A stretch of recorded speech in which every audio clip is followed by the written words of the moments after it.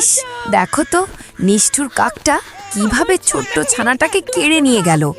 মা পাখিটা তো কেঁদেই অস্থির। আর ঠিক সেই মুহূর্তেই দুই বোন খুঁজে পেল একটা অবাক করা উপহার। আরে, এ তো জাদুর সোনালি জুতো। জুতোটা পায়ে দিতেই ঘটে গেল একটা অলৌকিক ঘটনা। ওরা এখন আকাশে উড়ছে। এবার বুঝি দুষ্টু কাকের আর রক্ষা নেই। ওয়াও, কি মজা! হ্যালো বন্ধুরা, লুনা মিমি কার্টুন শোতে তোমাদের সবাইকে স্বাগতম। বিকেলবেলা সুন্দর একটা বাগান। লুনা আর ছোট্ট মিমি বল খেলছিল। হঠাৎ আকাশ থেকে থাপাস করে একটা লাল বাক্স পড়ল। মিমি তো অবাক, সে চেঁচিয়ে উঠল, আপু, দেখ দেখ, আকাশ থেকে ওটা কি পড়লো? লুনা দৌড়ে গিয়ে বাক্সটা খুলল।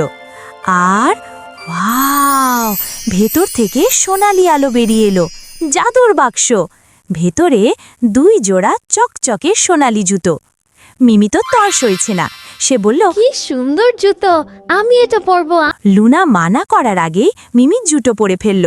আর কি আশ্চর্য! মিমির পা মাটি থেকে উপরে উঠে গেল।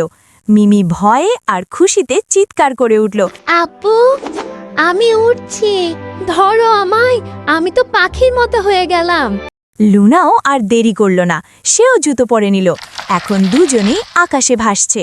মিমি তো মহা খুশি, সে নিজেকে সুপারহিরো ভাবছে। বলল, ইয়াহু, আমি এখন সুপারম্যান, না না, সুপার মিমি। বলতে বলতেই ওলট পালট খেয়ে মিমি একটা গাছের ডালে গিয়ে ঝুলে পড়ল। লোনা মিমিকে বলল, সাবধানে মিমি, আমাদের এই জাদুর জুতো দিয়ে ভালো কাজ করতে হবে। হঠাৎ ওরা কান্নার শব্দ পেল। নিচে তাকিয়ে দেখে গাছের মগডালে পাখির বাসা, আর একটা বিশাল কালো দুষ্টু কাক একটা ছোট্ট ছানাকে ধরে নিয়ে যাচ্ছে। বাঁচাও, আমার ছানাকে দুষ্টু কাক নিয়ে গেল। লুনা বলল, মিমি, আমাদের এক্ষুনি যেতে হবে। মিমি মুষ্টি পাকিয়ে বলল, চলো আপু, আজ কাকের খবর আছে। জুম! শুরু হলো ধাওয়া। কাকের পেছনে লুনা আর মিমি রকেটের গতিতে ছুটল। মিমি কাকের সামনে গিয়ে জিভ ভেঙচি কেটে বলল, হ্যালো মিস্টার কাক, আমাকে ধরতে পারবে? কাকটা ভ্যাবাচ্যাকা খেয়ে গেল। সে তাকালো মিমির দিকে, আর সামনে না দেখেই থাপাস মেঘের সাথে খেলল ধাক্কা। কাকের মুখ থেকে ছানাটা পড়ে গেল। ছানাটা নিচে পড়ছে পড়ছে,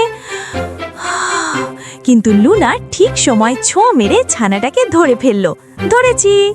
ওরা ছানাটাকে মায়ের কাছে ফিরিয়ে দিল। পাখির মা বলল, ধন্যবাদ তোমাদের। তোমরা সত্যিকার জাদুর পরী। মিমি তো গর্বে বুক ফুলিয়ে বলল, হে, আমি তো সুপারহিরো, আমি আরও উপরে উড়ব। ঠিক তখনই জুতোর বাতি দপদপ করতে লাগলো। চার্জ শেষ। লুনা ভয় বলল, মিমি, জলদি নিচে নাম। কিন্তু কে শোনে কার কথা? দুজনেই ধপাস করে ঘাসের ওপর পড়ল।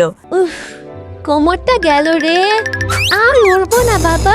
লুনা হেসে বলল, যাই হোক, কাজটা তো দারুণ হয়েছে, চলো কাল আবার উড়ব।